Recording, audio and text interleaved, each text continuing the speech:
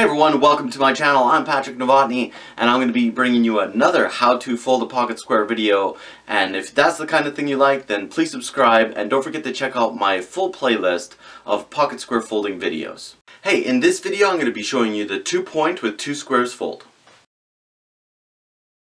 So 2 peaks with 2 pocket squares, we're going to fold them into a smaller square, 1 and 2.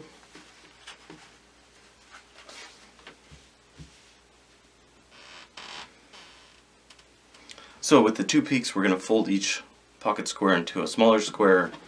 So that's going to require 2 folds, one into a rectangle and then into a smaller square, the folded side up, and then repeat that process on the other side. The folded side up again.